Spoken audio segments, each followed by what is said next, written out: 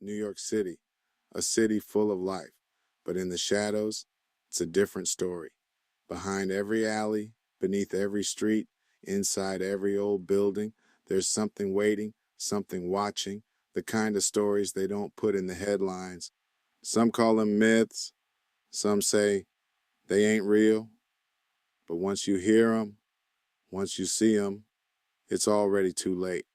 Welcome to Urban Nightmares, where the city's darkest secrets come to life.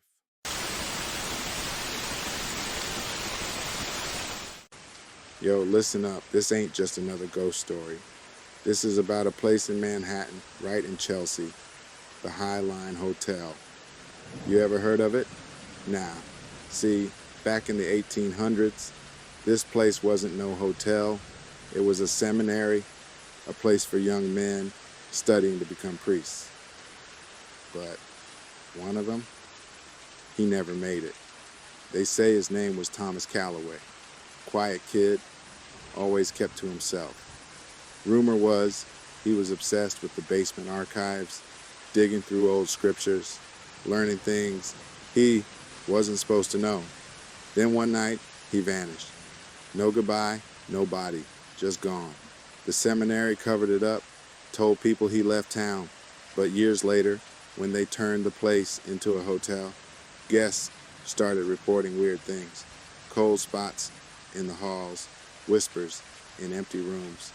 And late at night, if you walked past the basement door, you'd hear someone breathing on the other side. Then there was room 303. A businessman checked in one winter night. Normal dude, nothing special. He wakes up around 3 a.m., freezing, like the heat just vanished from the room. That's when he sees it. A man standing in the corner, dressed in old clothes, head tilted, watching him.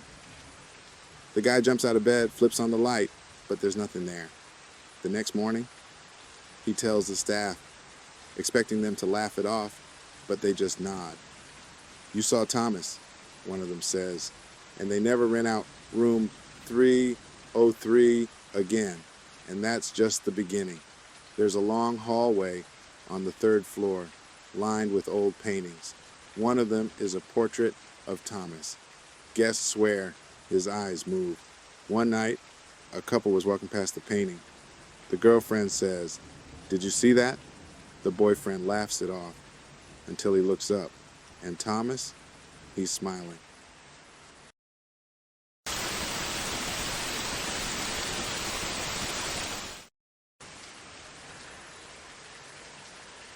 The man under the subway. Hey yo, let me put you on to something real messed up. This one's about the subways in New York, but not the ones you ride every day. Nah, I'm talking about what's beneath them. It's a story that goes back decades, 1980s, maybe early. See, the subways, they got tunnels nobody talks about. Places where workers refuse to go. Places where, if you stand too close to the edge of a dark platform, you might not be alone. Ask anybody that's been in NYC long enough and they'll tell you about the man under the subway. First sighting, 1984. It started with a transit worker, Carlos Mendez. He was one of those old school MTA guys. Used to work the night shifts cleaning tunnels between stations. One night, he was deep in the tunnels near Canal Street. Just him and his flashlight. Now the rats, they don't bother him. The graffiti, whatever. But this night, something else was down there. Carlos hears a shuffling sound behind him, like something crawling, not walking, dragging. He shines his flashlight down the tunnel, sees nothing, keeps working. Then he hears breathing, real slow, real deep, right behind him. Carlos spins around, and that's when he sees it. A man, tall, too tall, but he's wrong. His arms are too long, his fingers too sharp, his eyes too wide, and he's crouched like he's been waiting. Carlos drops his flashlight. By the time he grabs it and shines it back, the man is gone. Disappearances begin, 1992. For years, people laughed it off. Just another crazy subway story, right? But then people start going missing. Between 1992 and 1996, 6 people vanished from subway stations between Chamber Street and City Hall. A homeless man last seen heading into the tunnels. A late-night commuter waiting for the train. A teenage graffiti artist spray painting near the tracks. No bodies, no explanations, just gone. The MTA shuts down certain tunnels without reason. Some cops say it's for safety inspections. Others, they know better. The viral video, 2011. Fast forward to 2011. Some college kids are messing around on the subway late at night. They got their phones out, making a video for YouTube, talking about the abandoned tunnels. One of them, he hears something, a whisper. They turn the camera down the dark tracks, and there he is, the man watching them. But before they can scream, he vanishes. The video, it got uploaded, but the next day, it was gone. No explanation, no warning, just deleted. The kid who posted it, he stopped talking about it. Said he started seeing shadows outside his apartment window at night. Then one day, he moved out of New York. The last encounter, 2022.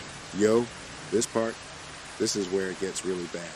2022, a subway maintenance worker, Luis Herrera, is doing a night shift at an abandoned tunnel near Brooklyn Bridge Station. His radio cuts out. He tries to call for backup. Nothing. Then he hears footsteps. He shines his flashlight and he sees it. Not just one man, but several, crawling along the tunnel walls, watching him. Luis turns and runs. He gets back to the nearest station, breathless, screaming. By the time his supervisor shows up, the tunnel is empty. Luis quits his job that night, leaves New York, and the MTA, they seal off the tunnel. No announcements, no explanations. Just locked forever. And to this day, if you ever find yourself alone in the subway late at night, if the lights flicker and you feel like someone's watching you, do not look into the tunnels. Because if you do, you might still be there.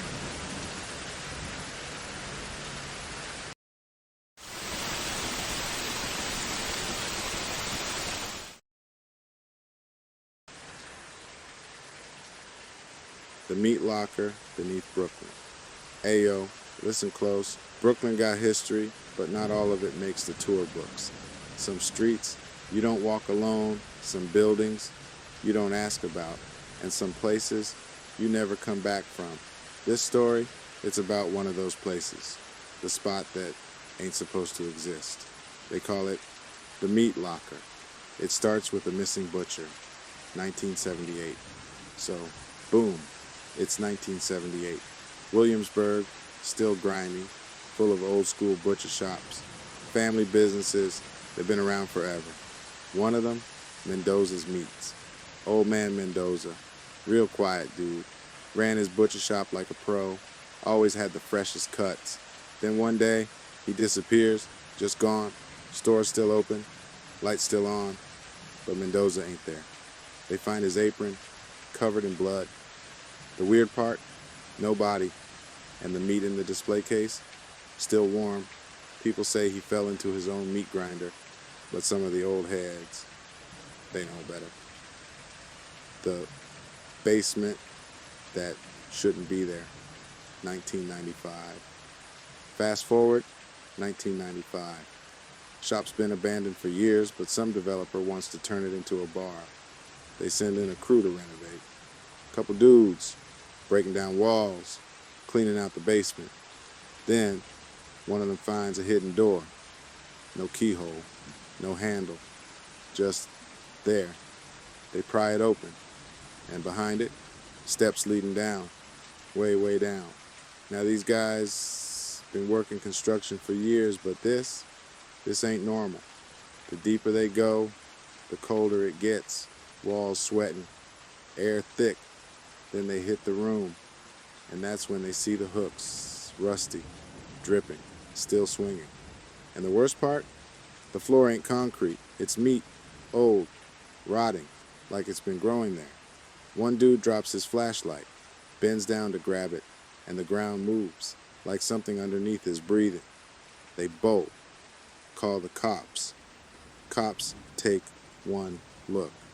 They seal that door shut and tell everybody to forget they ever saw it. The couple that never made it home, 2011.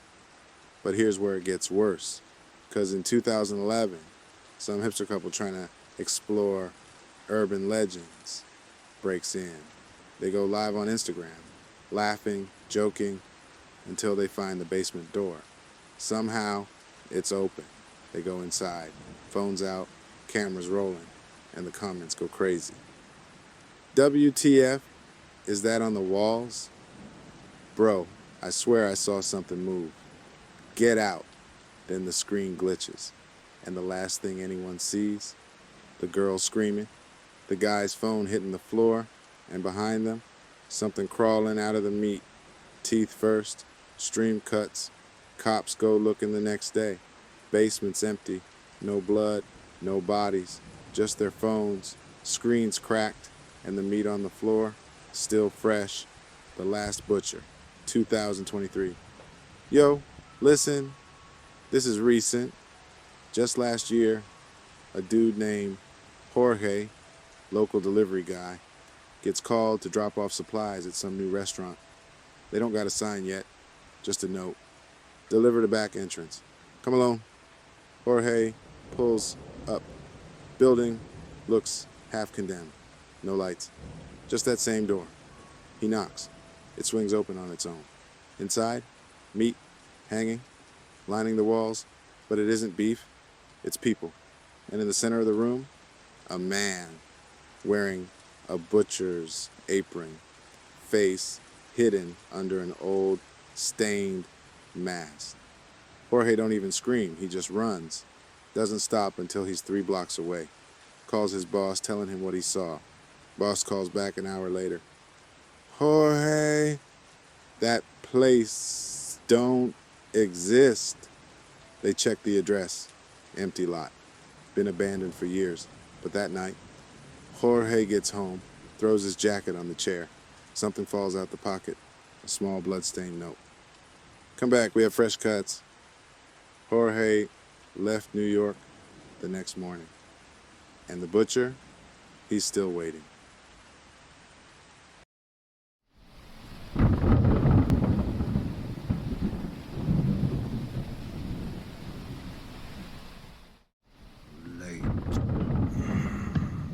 The midnight hour has passed, and my attendants have all retired.